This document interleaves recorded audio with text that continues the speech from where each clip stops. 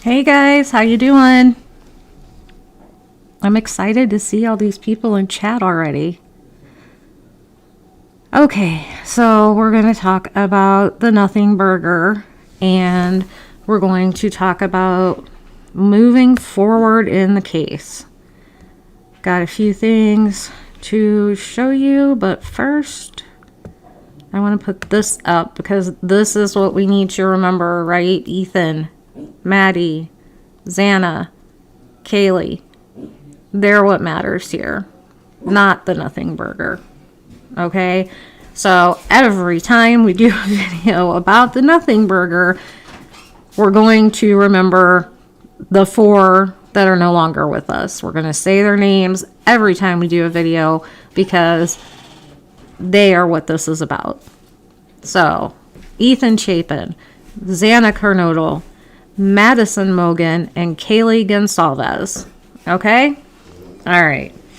So, I'm currently tracking the Nothing Burger. It appears they have stopped once again for fuel and a potty break, I guess.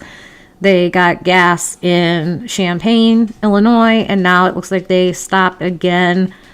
I'm not sure. Let's see. Let's go check in over here. Aaron Mull is tracking the Nothing Burger. I'm tracking him on my phone. He is actually the... Hang on just a second.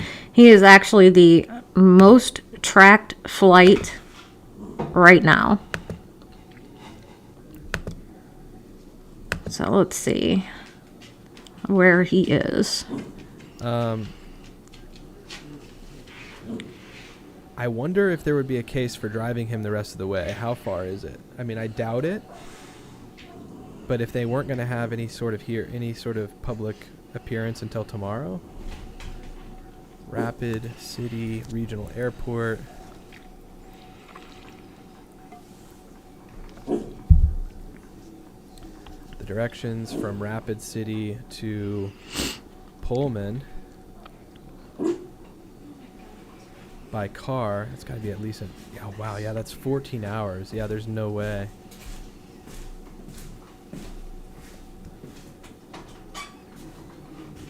Yeah, there's definitely no way. Thank you, Coasty Girl, for the 5. It says on my flight thing that it's not allowed to be tracked by public. Yeah. All right, so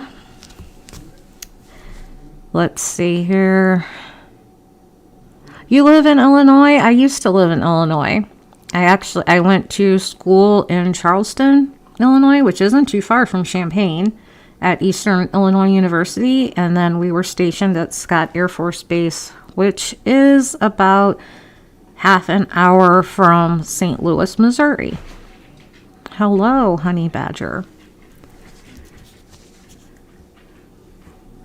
Okay, so some of you know I put in my community post the other day that if you guys give me any donations, they are going for a new chair because I have rheumatoid arthritis and it kills me to sit here for very long.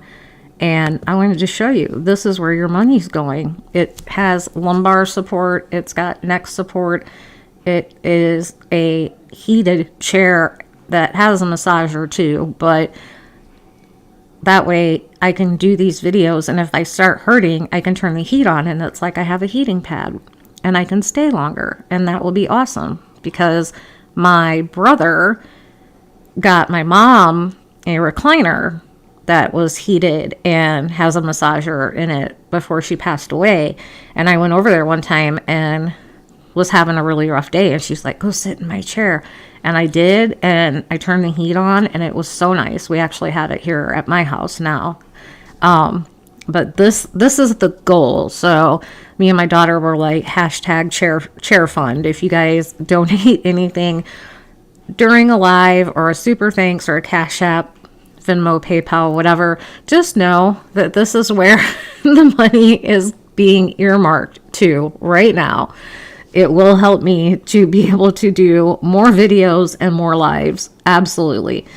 Your donations in the past helped me get a better computer that was faster, and we switched to fiber optic internet, which helps me to be on here and not worry about lagging or anything like that. So everything that you donate goes right back into the channel. So hashtag chair fund. All right, so first thing we're going to talk about is the Nothing Burgers family. Their statement was, first and foremost, we care deeply for the 4 families who have lost their precious children. There are no words that can adequately express the sadness we feel, and we pray each day for them. We will continue to let the legal process unfold, and as a family, we will love and support our son and brother. We have fully cooperated with law enforcement agencies in an attempt to seek the truth and promote his presumption of innocence rather than judge unknown facts and make erroneous assumptions. We respect privacy in this matter as our family and the families suffering loss can move forward through the legal process. Nothing super surprising there. I mean, obviously they're going to come out in support of him, right? But I thought the wording of, let me get it completely correct. Presumption of innocence rather than judge unknown facts. I thought that was kind of interesting, and it made me wonder, when the probable cause affidavit comes out, will that change? Because we have known facts, and will they then think maybe he did do this? I don't know. Be interesting to see. And we have the body cam footage. The first stop was released today. We had the second stop, which was kind of, honestly, you get to see a dirty door handle and the cop's feet more than anything else. But the first stop that was made came out today, and we get to see more of the interaction. Now, hearing it is a chore because traffic is going by and there's lots of semis, and so hearing it, it is what it is. There's only so much we can do with the volume. But it's interesting because they start talking about this like SWAT team or a shooting or something with the cop. I don't know. I don't know why they would randomly bring that up at a traffic stop. But a lot of people are saying they think that these were planned because he was being followed, just to kind of get him talking. And I kind of wondered too, because he got pulled over twice in the same state, not too much time in between. And it's interesting because I'm wondering if they were trying to get a reaction to see how he would act with cop lights in the rearview mirror. So let's see here. I'm going to show you the first one. This is the first stop. The second video to come out, but the first stop. Hello. How you doing? How y'all doing today? Good, good. Take a look at your driver's license real quick if I could. See, he's right up on that van, man. He was right up on the back end of that van. Pulled you over for tailgating. Is this your car? Okay. Cool. Where are you headed? Well, we're coming from WSU, and we're expanding early. What's WSU? Yeah, I go to the university basically. That is SWAT team and everything. So we're okay. I'm having a hard time hearing you because of the traffic. So you're coming from Washington State University, Yeah. and you're going where? Oh. We're going to be going to Pennsylvania. Oh, okay. Pocono Mountains.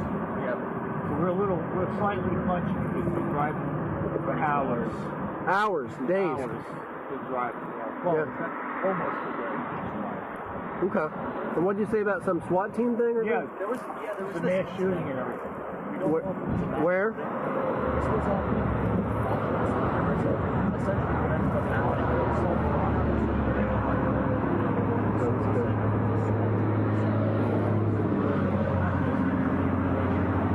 Interesting.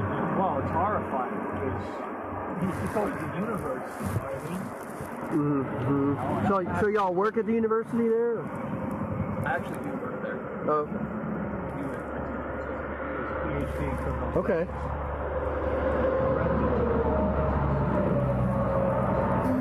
Okay. Yeah, I hadn't heard about that incident. Just yesterday, or? This happened this morning. About an hour and a half ago, they're still wrapping it up for investigating. I'm not sure there's two shooters because they did shoot somebody, I see. and then You don't know about that actually. They were there with shooting out of the window or something. Interesting. Wow. Okay. So do me a favor, don't follow too close, okay? All right. Thank you. Appreciate you. All right, so I found it hilarious that they had to throw in the fact that he's getting his PhD. But, you know, you have to wonder, it's kind of like what Honey Badger said, that basically the whole world is looking for this car, right? And no, we did not have a license plate number. But they're saying that when they pulled him over, that they didn't know he was wanted. Okay, well, yeah, he wasn't wanted. But if you pull over an Elantra, I'm sure this Bolo was nationwide.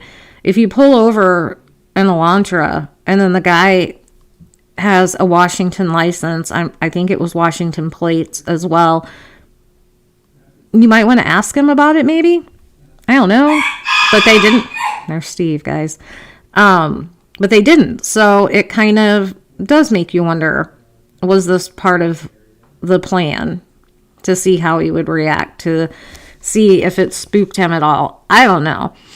And here is the second one. Like I said, a lot of it is a dirty door handle and the police officer's feet. But here we go. How you doing? Go on to state police, got your license and registration with you. I realized I stopped you, man, when you were driving by me there, you're a little too close to the back of that semi. You only got one car between you and the back of this trailer.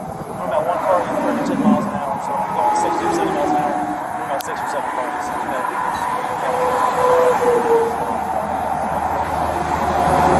Oh, you guys did? Yeah, and you said that.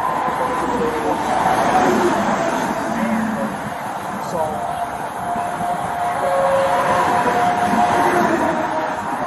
You guys stopped by a trooper? We don't have any SUVs. It was a county guy. Was it like a black SUV? yeah. Okay, all right. And you thought you guys were following too closely?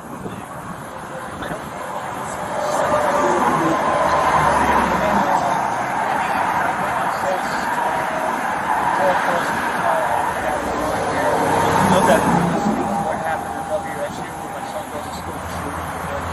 Today? Well, I'm not going to give you guys another ticket or warning if you just got stopped. Just make sure you give yourself plenty of room, okay?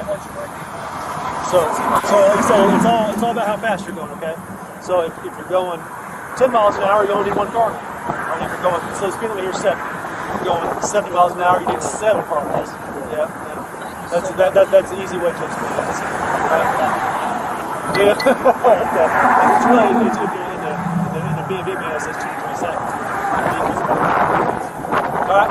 You guys have a safe trip. Where y'all headed? Thank you so much for your Where y'all headed to?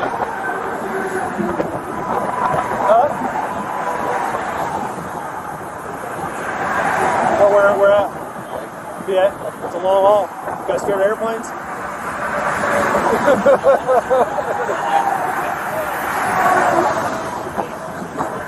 Did you? Okay. All right. Well, hey, please have a safe trip. Thank you, See you. sir.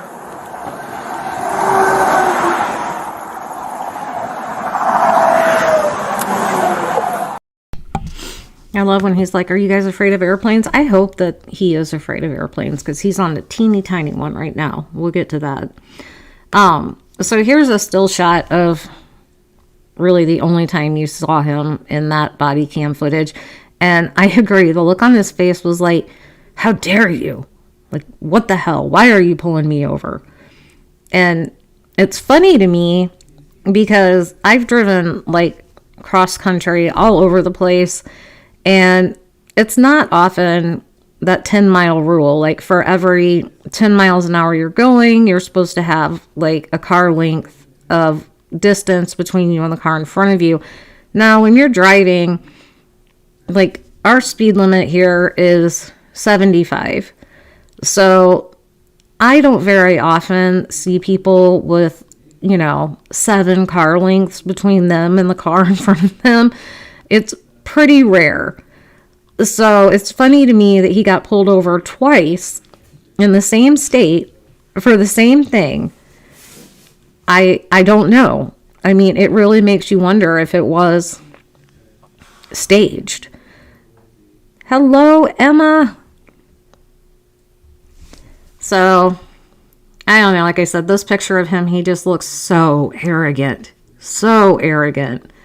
I wasn't looking quite so arrogant yesterday when he made his appearance in court. So, I have a video for you of when he arrived. I'll play that real quick.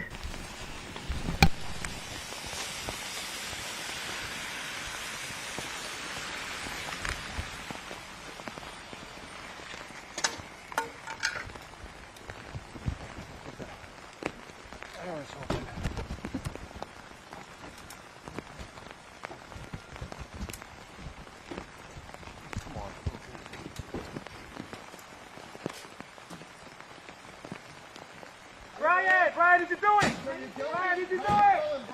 Bryan, did you do it? Bryan, did you do it?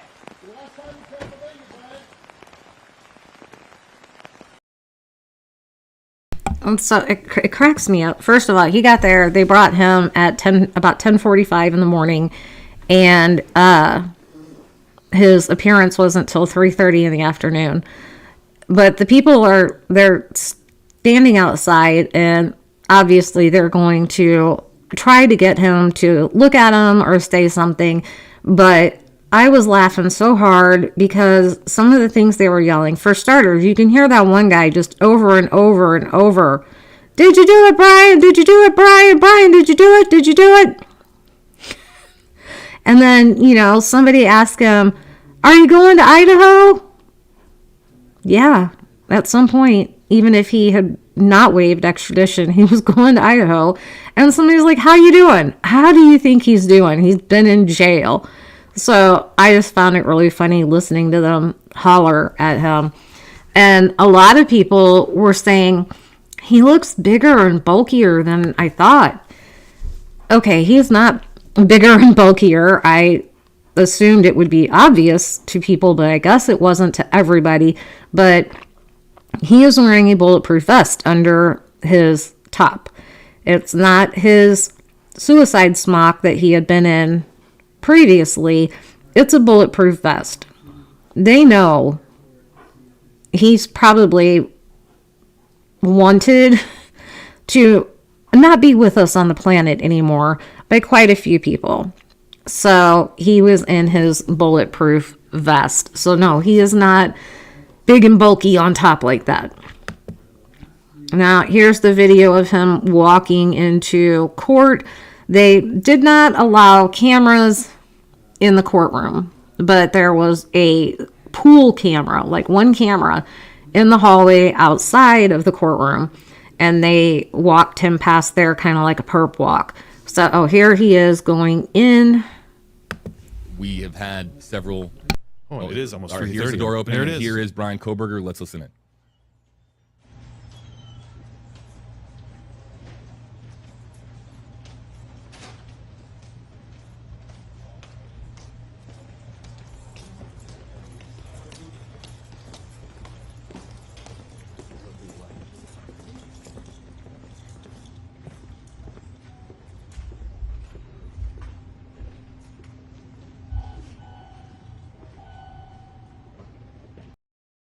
So definitely not looking as arrogant and cocky there. And somebody talked about the vegan. I did hear that he was being served vegan meals while he was being held in the Monroe County Jail. And somebody had filmed last night they were getting a food delivery to where he will be held in the Latah County Jail when he gets to Idaho. And they said there were a few things in the delivery that would fit into his vegan diet. So thank goodness that, he's getting his vegan diet in jail.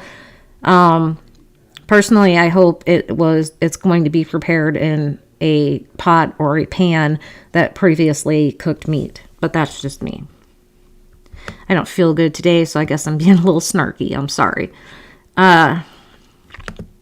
But this face, when he was walking in, when he kind of shot a look over towards where the pool camera was, he looks a little arrogant, cocky, or almost a oh shit kind of face.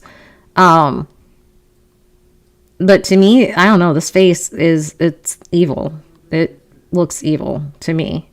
I don't know about you guys, but I just thought that one look was kind of interesting. And apparently there were reporters in the courtroom, but they couldn't live tweet or anything like that. So when they came out, they described what they had seen and heard. And his parents were there and his sisters were there. And he looked at them and he mouthed something to them, but Bryan Enton wasn't sure what it was. He probably said, like he loved them or it's going to be okay or, something like that. And the mom kind of fell apart. She broke down in tears and the sisters were like holding her and comforting her. And apparently it was bad enough that the sheriff in the courtroom, one of them brought over some tissues for her. So, yeah. Let's see. But yeah, this is basically the look he had walking in and walking out, just sort of straight ahead, no nonsense, not a lot of emotion there, just a very flat affect. Doesn't really seem overly concerned. If anything, he looks pissed off. I feel like this is probably what he looks like most of the time. Yes, thank you, Emma. Definitely, if you guys haven't hit the like, go ahead and hit it, please. I would appreciate it. So like I said, no cameras in the courtroom, but we did have a sketch artist. And this is the sketch of him as he is standing there with his public defender and talking to the judge. He was handcuffed. He was shackled. I know a lot of people were talking about like his walk, and I'm like, but you can't tell much about his walk because he's shackled. But it's not like you can look at somebody and be like, look at that walk. He is definitely the one that did it. No, it doesn't work that way. And then they have a sketch of him. This is him signing his waiver of extradition. And this is the document he signed. You can see his signature at the bottom. He did pretty good for being in handcuffs. It says, Stroudsburg, Pennsylvania, January 3rd, 2023. I hereby certify that I, Bryan Kohberger, of my own free will, do voluntarily agree to return to the state of Idaho as a prisoner from the county of Monroe, Commonwealth of Pennsylvania, and for the purpose of answering the charges.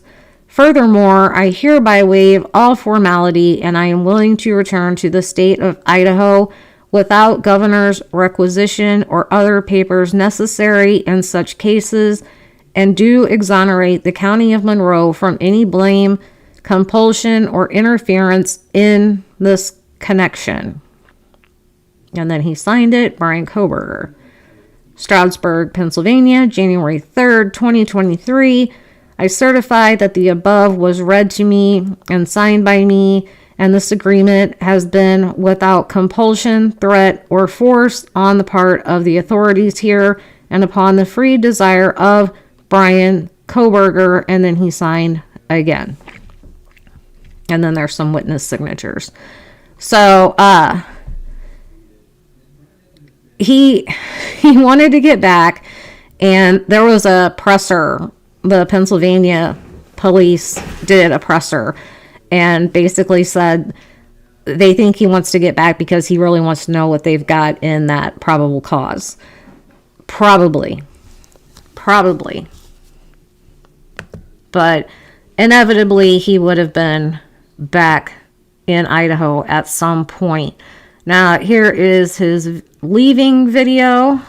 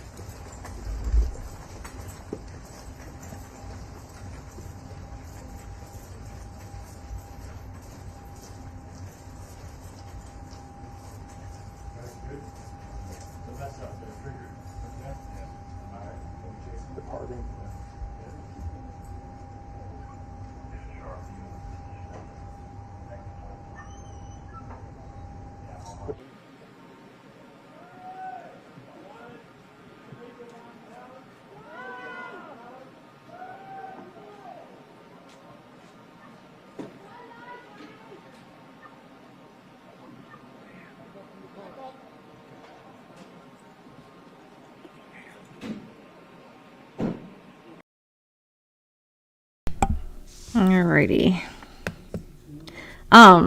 Those of you in the chat that say you feel sorry for his family, I do too.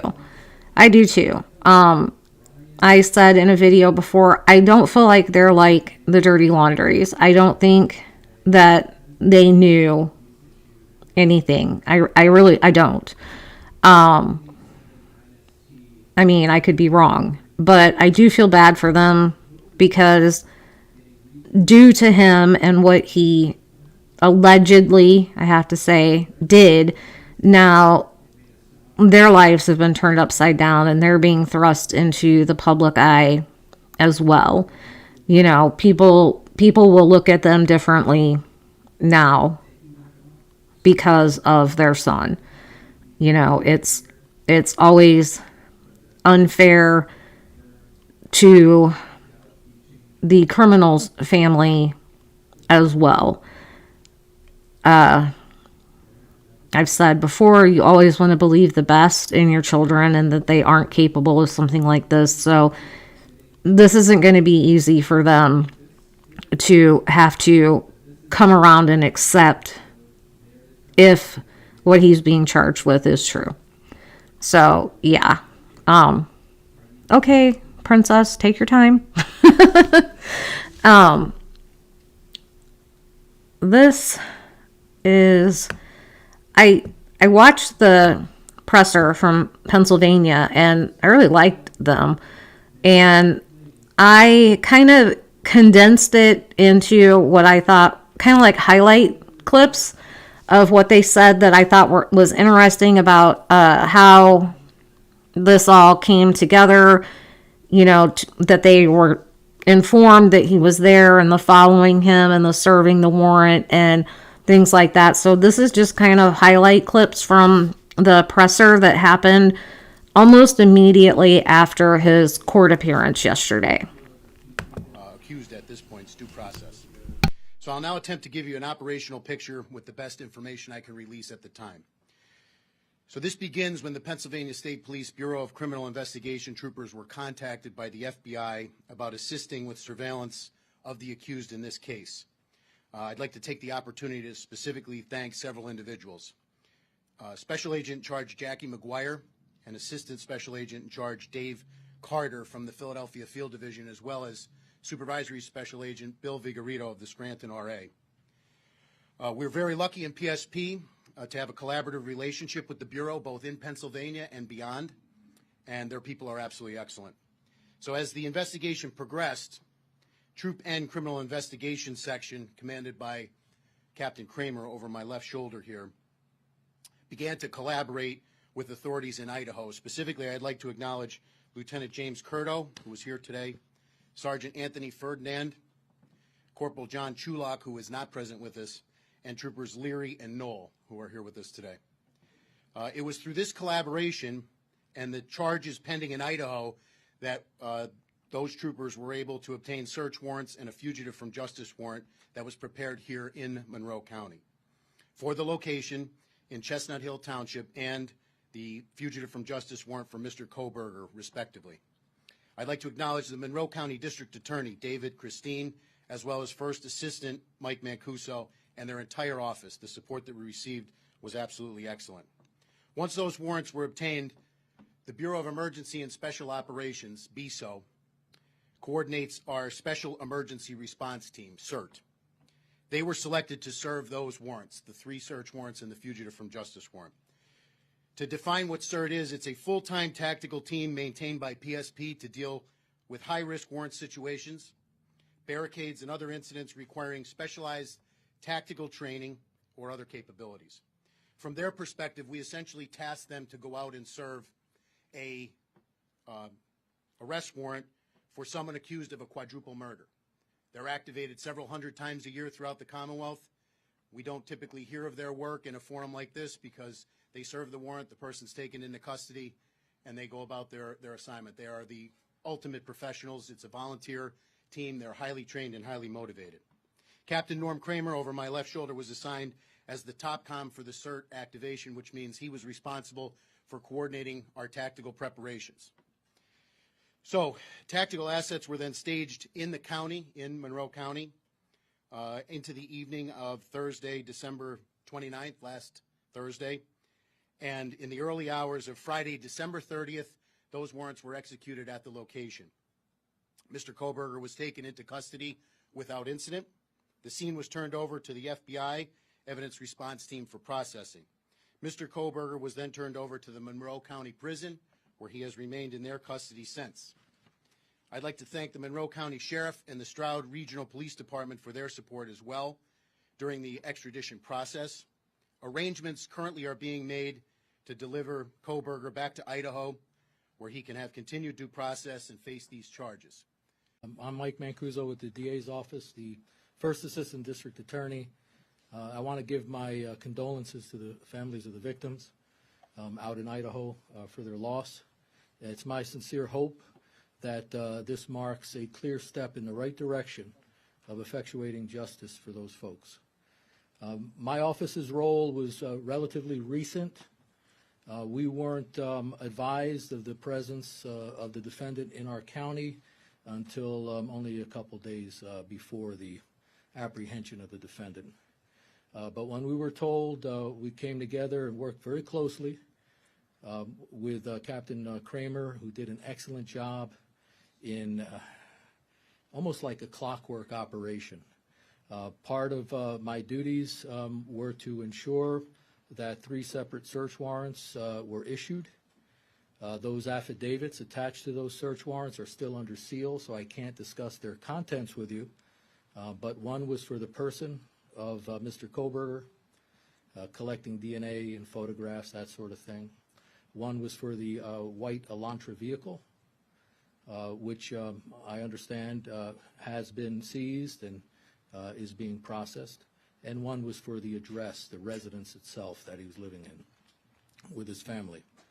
I was at the scene, and I have to say that Major Paris and Captain Norm Kramer did an outstanding job in coordinating the efforts, not only of the numerous Pennsylvania State police troopers there, but officers from other jurisdictions and disciplines within those jurisdictions to make this a very smooth, highly competent professional operation.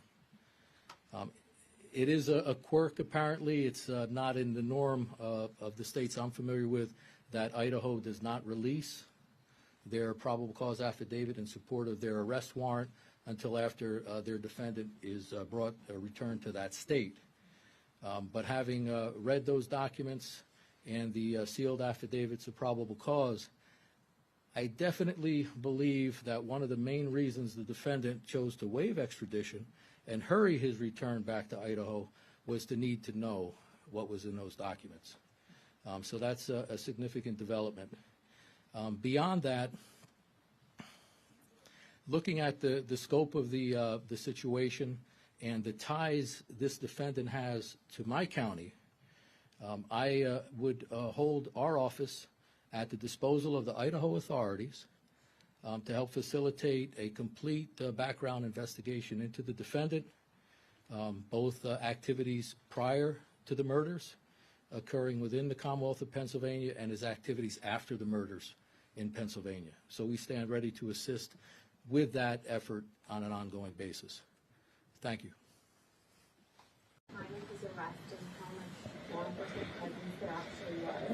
I would say it was in the early morning hours of Friday, December 30th. Tactical assets on scene were probably in the neighborhood of 50. Were you afraid he was going to get tipped off before you got him? I would say overall about this entire operation, and the credit goes, this is a part that the state police played humbly.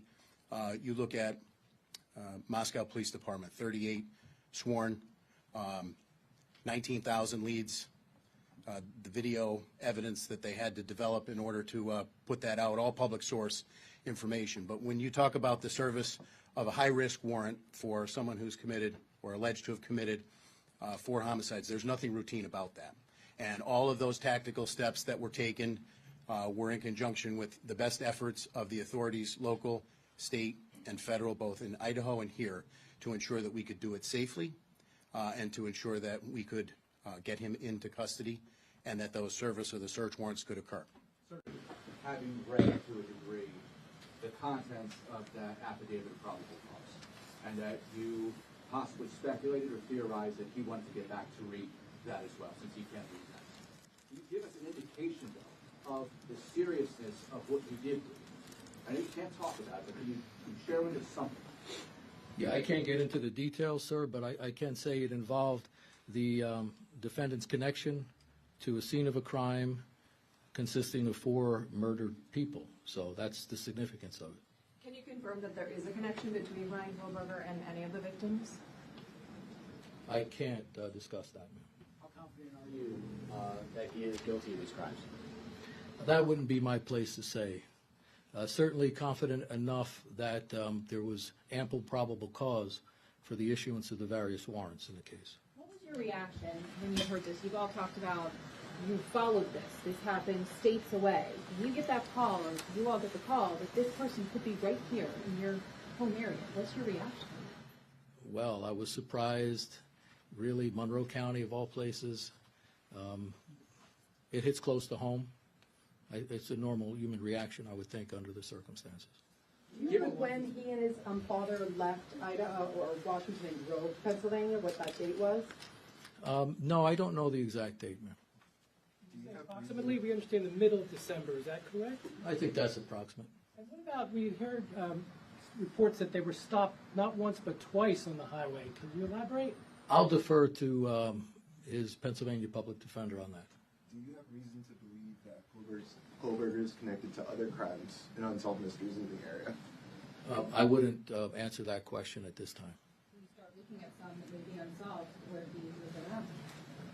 That would be a normal thing to do. I wouldn't comment on what his present sense was. I would just comment that the professionalism of the CERT team and their tactical training definitely proved in a situation like this to do it in the most tactically sound and fastest way possible. Was there anybody else in the house at the time? His parents were in the house at the time. Did they say anything to you? Again, present sense impression. I can't comment on that in ongoing investigation. Even was down the door. Force was used. The warrants were issued for evening search warrants, which in Pennsylvania requires additional probable cause in order to serve them at the hours of darkness. I would defer to the first assistant to talk about the legal burden that you bear in order to obtain those. But from a tactical standpoint, based upon all of the briefings that we had developed and all of the intelligence we had developed, we thought that was the best time to serve it. And what tipped off that Pennsylvania was involved with this? We were alerted by the FBI. Troopers in the Bureau of Criminal Investigation were alerted. Anything on like his social media pages that tipped anything? I can't comment. I don't know. His parents were cooperative in this whole process? Can't comment. Ongoing, like I said. State Police's role here was to serve the warrants and assist with the surveillance, which we've done. we've been part of major investigations. These are men and women who take an oath to protect their communities and the Commonwealth here. We're very humbled with the opportunity that we had, given a case that has really gained international attention, to play a small part in it. And our hat is off to Moscow PD again with the size and the complexity of this investigation and the work that they've done to get us here today. And this is only the beginning of the next step. If it's determined that anyone here in Pennsylvania either helped to conceal or dispose of any evidence, then you would be a part of this case, or would it go to... I would say that we would pledge whatever support we can for ongoing investigations with the Idaho authorities here in Pennsylvania. Absolutely. We would help them in any way we could. Were there any weapons found in the home? I don't want to get into what was actually seized in the house pursuant to the evidentiary nature of it. Can you give any insight into why you all decided to go in overnight to make the arrest? Those are tactical decisions in terms of base surveillance. I don't want to give out too many tactical factors that go into that situation, but obviously surveillance was conducted, and we wanted to go in at a time when we thought it would be the safest for everybody, safest for anybody else in the house, safest for Mr. Kohberger, and safest for our people. There was an interesting question asked earlier about the care that needed to be taken to not tip the suspect off. Could you describe how long that lid had to be on things, and how many people were involved in it? Like, how many people knew and for how long? So I would say, I would answer the question this way. I don't want to get into a timeline in terms of when we were notified by the FBI and when the surveillance began. Obviously, we know on Thursday night into Friday morning is when the warrants were served. I would say, as a credit to the professionals both standing behind me and others not here, many others not here, the information was held very close, and we did not want to have any situation where Mr. Kohberger potentially would be tipped off. So as a result of that, I would say a close number of approximately 7 to 8 individuals, maybe 10 on the most within the PSP side of this operation knew about it. And for days, can we say? Or? I would say for a period of time. I would not feel comfortable commenting any more than that, for a period of time. And then as the tactical assets were brought in, people were briefed. When the movement plan is finally decided, will there be an announcement?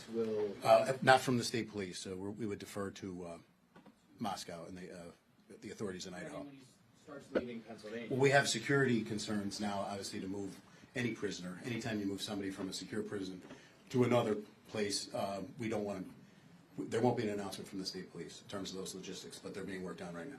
Can you confirm your best guess when you think he might be moved, roughly? Tomorrow? We would like to do it as soon as possible, but the court order says 10 days. We have 10 days to coordinate it. Can you potentially be on a plane tonight? Is it possible he could be on a plane tonight? That's a possibility, right? I can't. I would think that's probably not likely. A private plane, or would you fly commercially? We're looking into that right now. Can you confirm or deny that a window was broken in order to gain access into the home? There were multiple windows that were broken, I believe, to gain access, as well as multiple doors. I think the video of the house after the fact confirms that, and that would all be part of the tactical plan based on the floor plan of the house, etc., and what the CERT operators would do to serve those warrants. Was this suspect on your radar before, and are you looking at any connections? I wouldn't comment on that based on the ongoing nature. All right, so there's a longer press conference if you want to watch the whole thing, but those were the most interesting clips that I wanted to share with y'all, just about how it went down, breaking windows, breaking doors. There were 50 people there, who they were notified by, things like that. And when the DA was talking about, him wanting to get back to read the probable cause, and they were trying to get just some hint of what was in it, and he said there was enough for him to issue the warrants and things like that. There were just little nuggets that they seemed to drop that it made me feel like whatever Idaho has is good, and I hope that it is. So they came out with a gag order, which I figured they would. The affidavit will still come out. It doesn't fall under the gag order, but it reads, "The court, by stipulation of the parties, enters its order as follows. It is hereby ordered that the parties to the above titled action, which is State of Idaho versus Bryan C. Kohberger, including investigators, law enforcement personnel, attorneys, and agents of the prosecuting attorney or defense attorney, are prohibited from making extrajudicial statements, written or oral, concerning the case, other than a quotation from or reference to, without comment, the public records of the case. So they can comment on stuff that's public record, but anything else they cannot. This order specifically prohibits any statement which a reasonable person would expect to be disseminated by means of public communication. That relates to the following: evidence regarding the occurrences or transactions involved in this case, the character, credibility, or criminal record of a party, the performance or results of any examinations or tests, or the refusal or failure of a party to submit to such tests or examinations, which I assume they aren't going to come out and say he refused to take a lie detector test, or he failed his polygraph, he, anything like that. They're not going to be able to tell us. And it goes on to say, any opinion as to the merits of the case or the claims or defense of a party. So his defense attorney can't come out and say, I don't feel like they have a strong case against my client. Any other matter reasonably likely to interfere with a fair trial of this case, such as, but not limited to, the existence or contents of any confession, admission, or statement given by the defendant, the possibility of a plea of guilt to the charged offense, or a lesser offense, or any opinion as to the defendant's guilt or innocence. It's further ordered that no person covered by this order shall avoid its prescriptions by actions that indirectly but deliberately cause a violation of this order. It's further ordered that this order and all provisions thereof shall remain in full force and effective throughout these proceedings until such time as a verdict has been returned, unless modified by this court. And it's signed by, it looks like Megan Marshall, who is the magistrate judge. My husband just got home. I just got a notification on my Life 360, so the dogs may bark. I apologize ahead of time. Yeah, Honey Badger, we've been checking in on Aaron Mull. We can go over there and check in on him now. Let's see.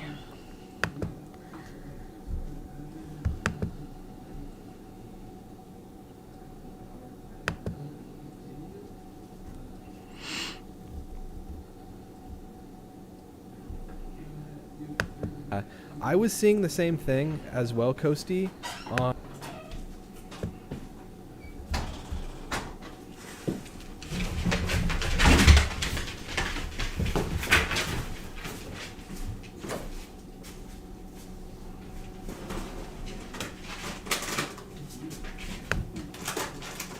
Neat. You know what we could do? While we watch this flight, we could also play... I was going to say let's play GeoGuessr, but you kind of need the full screen to do that. Okay, I'm going to go eat. Should I eat while the stream's going? Hold on. Let me get my sandwich.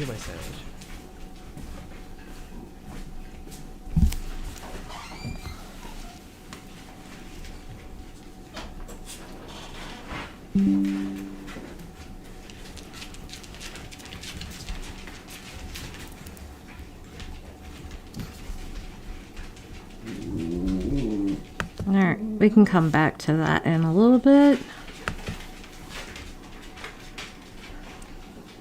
But basically, he's tracking.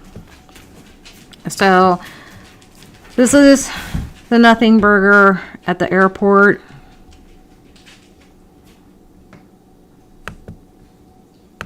This is the plane. It is owned by the Pennsylvania Sheriff's Department, I believe. And if you type in the tail number of the plane, it will not give you any information. It will not give you the route or anything like that, understandably.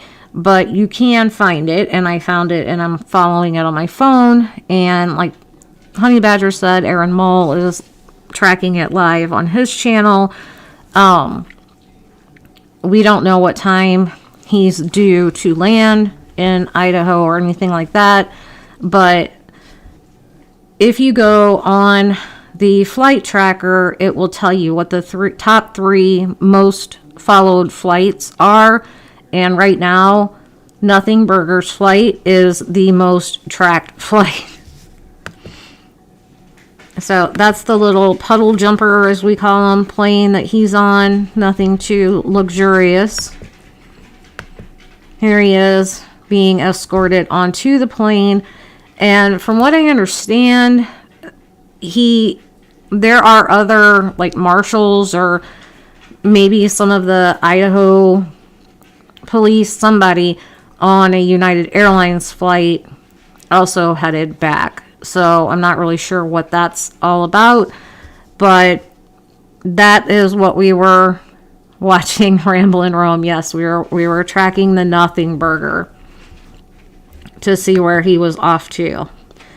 Like I said, they made a pit stop in Champaign. My husband must not be home because he'd be in by now. Oh, he was going to the pharmacy for me. Some things that people have brought up, like, I can't believe you didn't ditch the car. Things like that. Well, like I said, the people that lived near him assumed it had been cleared. Why police didn't stop him is a mystery to me, but in my opinion, he continued to go to class. He continued to work as a teacher's assistant. He just went about everything normally. And I do believe the car is registered to his mom, which may have presented a problem in getting rid of it. But I also feel like it almost would have been suspicious for it to suddenly be gone after the murders, because the neighbors were aware of it being there and that he drove it. And then if suddenly after these murders it's gone, it's not there anymore, I think that honestly would have drawn more attention than the fact that it was still there and everyone was assuming that it had already been cleared.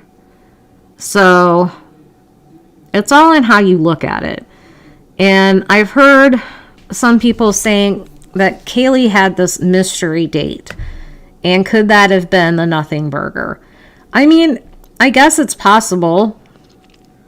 I think her family had said something to the effect of whoever she had gone on this date with, at some point they called her a bitch. I don't remember for what, but that does kind of sound like what we've heard about how he acts when he's rejected by a woman. So maybe it could have been, I don't know.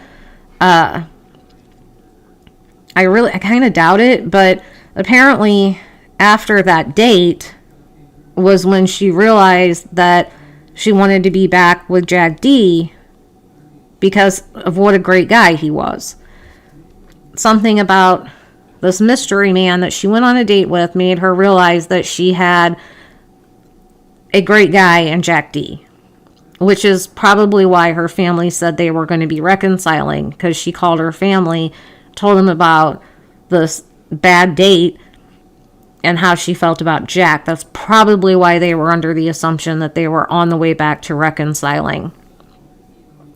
Thank you, Kelly. Delphi Killer. Richard Allen. Little Dicky. That's what we call him on my channel. Little Dicky. Yeah, he was. He was hiding in plain sight. And some people have said, oh, he took off to go hide at mommy's house. I don't look at it that way either. Because if that's what he was going to do, he would have left earlier, right? But he stayed for the rest of the semester and left at semester break to go home for Christmas. If he had taken off shortly after the murders, it kind of would have been the same thing, right? Like, now, over at University of Idaho, if people are leaving, it's either because of the murders or because of Thanksgiving break. The timing of that with people leaving wouldn't have been as suspect as, say, him, a teaching assistant, going to school for his PhD, all of a sudden just, ditches, kicks rocks, right after the murders. To me, that would have been suspicious. Kind of like the car. So I feel like if he was running home to hide out at mommy's, he would have ran home sooner. And apparently the flight that his dad made out to Washington to drive back with him had already been planned ahead of time. I still don't know why.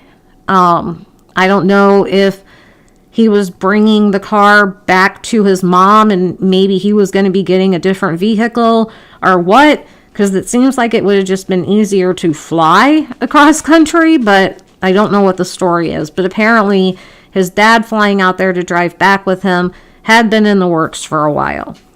So make of that what you will. Exactly, Kelly. And he did. He kept everything looking normal. I mean, students that were there with him said he seemed more tired and he seemed a little disheveled. He had stubble and his hair was kind of messy and what have you. And they assumed it was because of finals. That, the finals were really tough on him. And they said that he was more chatty and willing to engage in conversation, which was a big difference for him. But when they discussed the case in class, he wouldn't say anything and he would just be deadpan, which is odd because you would think he would be all about discussing it. And another thing was he apparently was a very harsh grader. When he would grade papers, he was very tough. And then all of a sudden, everybody's getting an A. He just completely changed. He quit being such a hard ass when he was grading and is just kind of like throwing everybody an A, which was a change. So there were nuances changing with him, but everybody seemed to be able to sort of justify it. Like, oh, he's tired and everything because of finals. Well, if the car is still parked here in front of the apartment, obviously it must have been cleared, things like that. So while the things that everybody was saying, watch out for someone who has a change in behavior, keep an eye out for the Elantra, all of these things, it was happening right in front of them and they didn't even realize. Nobody noticed. Now, we don't know when they figured out that that was his Elantra. There was a point in the pressers, normally they would say, like, call in your tips about this Elantra, and at some point they didn't ask anymore. And I had mentioned in one of the last press conferences that they didn't ask you to call in with tips anymore, and I kind of thought it had to mean something. So, like I said, I don't know. He had gotten pulled over and received I believe it was a ticket for not wearing a seatbelt. And then about 5 days later, he got Washington plates for his car. But there still should have been that connection. They had his name in the system. I guess he was going to fight the ticket, but then he ended up paying it. Which, if he was going to fight a seatbelt ticket, can you imagine what he's going to do with this? But they should have been able to make that connection.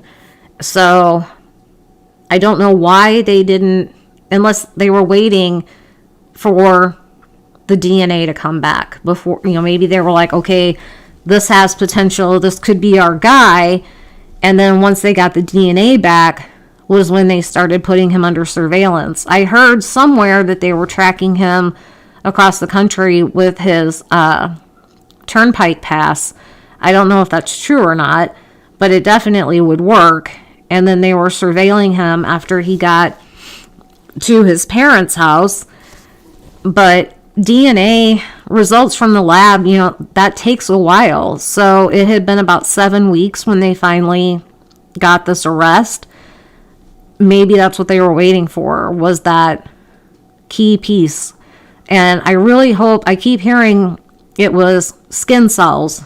The DNA that they matched was skin cells. Some people are saying they found it like in the sink trap where he had cleaned up in a sink. I'm honestly hoping it was from under the fingernails of one or more of the victims. So it can't be explained away like we've talked about before, that he's not going to be able to come back and say, well, yeah, I was in the house for a party, or I was in the house for whatever reason. That's why my DNA is there. If it's under their fingernails, especially if it was under more than one victim's fingernails, he can't explain that away. So I'm anxious to see, like I said, when the affidavit comes out, what they have on this guy. It'll be very interesting. I just hope it's good, it's strong. And like I said, the vibe I got from the Pennsylvania press conference made me feel like it probably is. So fingers crossed, they've got enough to nail this guy and put him away. I have heard he will be having a public defender in Idaho as well.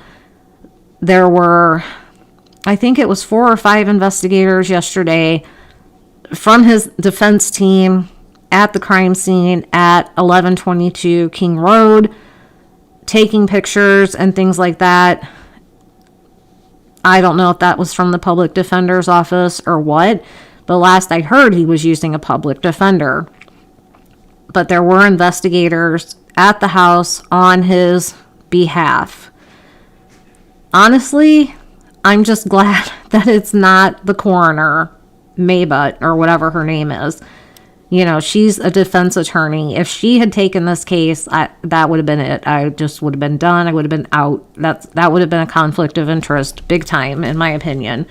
But we know that she is representing other people. The guy that got arrested back weeks ago that had the cut on his arm that we all thought, oh my God, could this be the guy? She's his attorney. But so far, I've heard it's a public defender, and it's a woman. A lot of people have been wondering how he will feel about being represented by a woman, and are speculating, who's going to question him, things like that. Will it be women? Will it be men? I feel like he will probably look down on women as he's better than them. And the men, he's going to think he's smarter than them because he likes to be the smartest guy in the room. So either one could bring an interesting dynamic. Yes, Ann Taylor. Thank you, Megs. Ann Taylor is the public defender that is supposed to be representing him. I would not want that job. I would not want that job. But that's really about it. Let's go back over and see what Aaron has going on.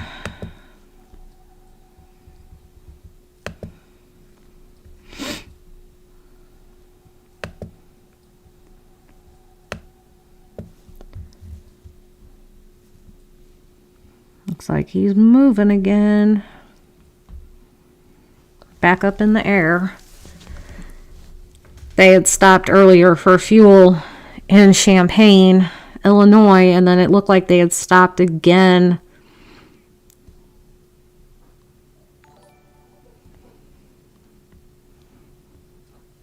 I thought that was my super chat. I was like, who do I need to thank? It was his.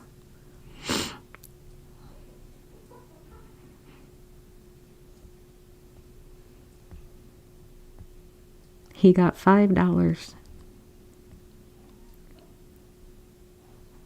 But yeah, he should be landing sometime tonight. Like I said earlier, I don't know how soon they'll release the probable cause affidavit. They said, you know, he has to be served with it. Now, will he be served with it as soon as he lands? I don't know.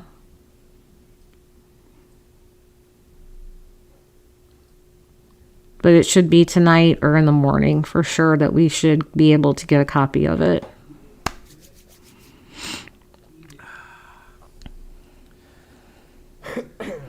We are finished eating. Have I missed a stream and it's just visual now? No, so I'm back. We paused momentarily so I could eat my food. The obsession is real. This initially started as just a stream. Oh, I need to unpin my message that says there will be no audio. Can't believe I've had that pinned this whole time. This initially started as just an audio or just a visual stream where it was just going to be tracking his flight back to Idaho. But it has since turned into a full-on stream where we have, you know, over 3,000 people in here, which is crazy. So that's what we're doing. We are 3 hours and 51 minutes into this at this point. So we're just going to see it through to the end. We are going to wait and see, and we're going to be here when Bryan lands. I believe he's going to be landing in the Pullman airport, the Pullman Moscow Regional Airport. We will find that out within the next couple of hours. It's going to take a little while, but we are going to be here. So let's talk about the crime.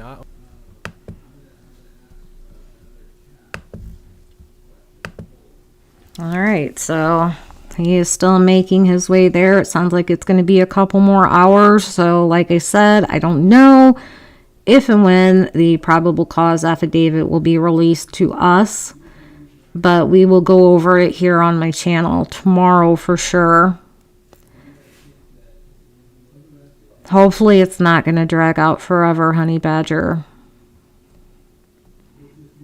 Yeah, it's going to be hard to get a jury pool that doesn't know a lot about this anywhere in that area, anywhere in that vicinity, but maybe. All we can do now is wait.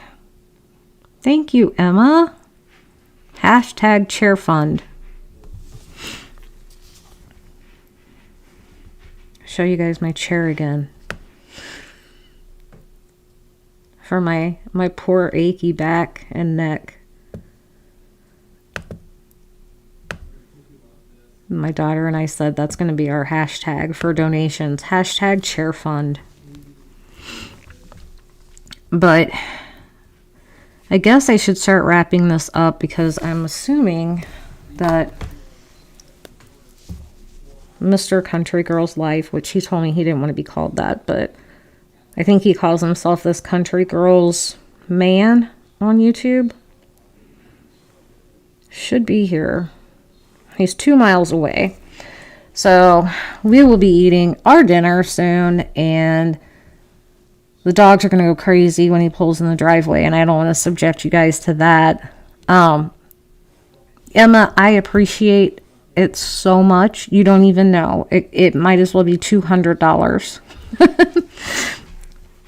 Thank you. And my back and neck, thank you. Thank you, Megs. Thank you to all the mods that were here for all the work that you do. I appreciate it. Like I said, we will go on tomorrow and we will go over the probable cause affidavit together and anything else that happens to break overnight. So thanks for coming on here and joining me. If you haven't hit the like, hit it on the way out. Share, subscribe, do all the things. Have a great night. Above all else, have a great night. And I will talk to you all again tomorrow.